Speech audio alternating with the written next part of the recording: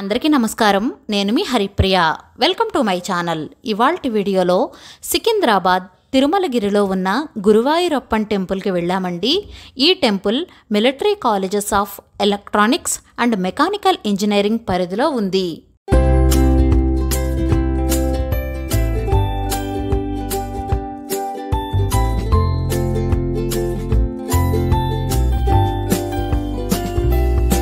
మేము సాయంకాలం పూట వెళ్ళామండి. టెంపుల్ అయితే ఫుల్ లైట్స్తో గ్రీనరీగా చాలా అట్రాక్టివ్గా ఉంది. ఈవినింగ్ అప్పుడప్పుడే సన్సెట్ అవుతోంది. ఇంకా ఎంత అందంగా ఉందో చెప్పలేను. టెంపుల్కి లెఫ్ట్ సైడ్లో దుర్గామాత అమ్మవారు ఉన్నారు. మల్లె చెట్లు చూసారా ఎన్ని మల్లెపూలు విడిచాయో, ప్రతి కొమ్మకు కూడా మల్లెపూలు అయితే ఉన్నాయి.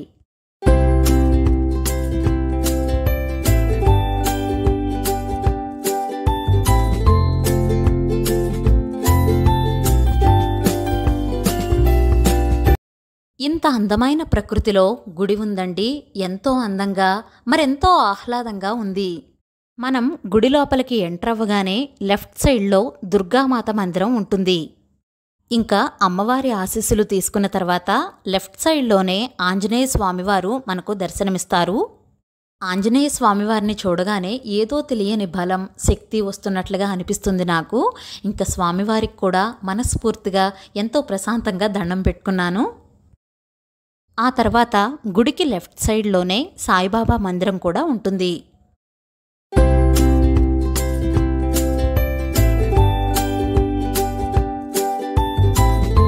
సాయిబాబా మందిరం చూసిన తర్వాత సంతోషిమాత మందిరం కూడా మనకు కనిపిస్తుంది.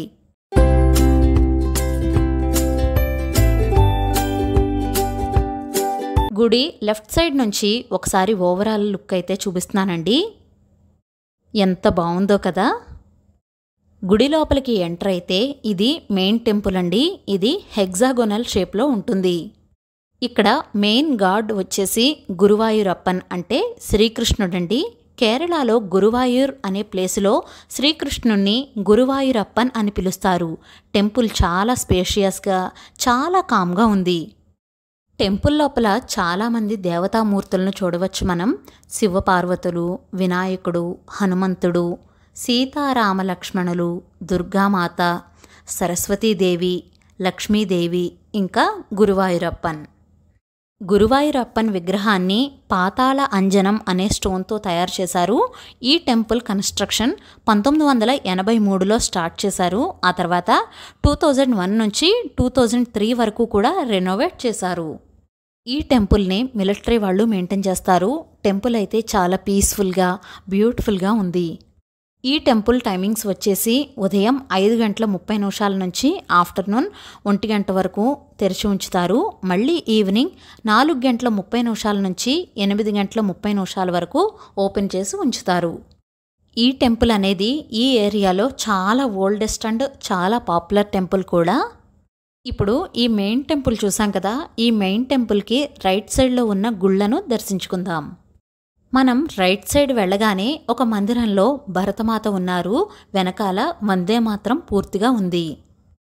వందే మాత్రం చూసినా విన్నా సరే దేశభక్తి పొంగి పొర్లుతుంది. నా చిన్నప్పుడు మా హై స్కూల్లో వందే మాతరాన్ని పూర్తిగా పాడించేవారు. మా హై స్కూల్లో నా చిన్నప్పుడు స్వర్ణోత్సవాలు జరిగాయండి. అందులో వందే మాత్రం పూర్తిగా పాడాలి, పూర్తిగా పాడిన వారికి బహుమతులు అవి ఇచ్చి ప్రోత్సహించేవారు మా హెడ్ మాస్టారు. వందే మాత్రం కాంపిటీషన్లో నేను కూడా పార్టిసిపేట్ చేశానండి. వందే మాత్రం అలా భరతమాత వెనుక ఉండేసరికి నాకు చిన్నప్పుడు రోజులు గుర్తొచ్చేసి ఒకసారి నుంచుని అంతా పాడేసుకున్నాను. ఆ తర్వాత లెఫ్ట్ సైడ్లోనే మనకు శివయ్య, అమ్మవారు ఉన్నారు. ఇంకా అలాగే నవగ్రహాలు కూడా ఉంటాయి. ఇక్కడ శివలింగానికి అభిషేకం కూడా చేసుకోవచ్చు. అలాగే రాధాకృష్ణుల విగ్రహాలు కూడా ఉన్నాయి. గార్డెనింగ్ అయితే చాలా బాగుంది. ఎంతో అందంగా, పీస్ఫుల్గా, మనసు తేలికగా అనిపించింది. ఇక్కడ ఉన్న గార్డెన్లో కాసేపు కూర్చుని మంచి క్వాలిటీ టైంని అయితే స్పెండ్ చేశాము. ఈ ఆలయానికి దగ్గరలోనే నాగదేవత ఆలయం, ఇంకా సూర్య భగవానుడి ఆలయం కూడా ఉన్నాయి. ఒకవేళ మీరు ఈ ఆలయాన్ని చూసినట్లయితే ఆ ఆలయాలకు కూడా వెళ్ళండి. అవి కూడా చాలా బాగుంటాయి. ఈ టెంపుల్ ఓవరాల్ వ్యూ అనేది లైటింగ్స్ ఉన్నప్పుడు చూపిస్తున్నానండి. చూసారా ఎంత బాగుందో కదా. అసలు ఎంత బాగుందో చెప్పలేనండి. ఎన్ని ఫొటోస్, ఎన్ని వీడియో క్లిప్స్ అయితే తీసానో. నిజంగా ఎంత బాగా నచ్చేసిందో నాకు ఈ టెంపుల్ అయితే. ఈ టెంపుల్ యొక్క గూగుల్ మ్యాప్ లొకేషన్ అనేది డిస్క్రిప్షన్లో ఇస్తున్నాను. వీడియో నచ్చిందా? నచ్చినట్లయితే please like, share, subscribe to my channel. మరో సరికొత్త వీడియోతో మళ్ళీ కలుస్తాను. నేను మీ Haripriya. Thank you so much for watching.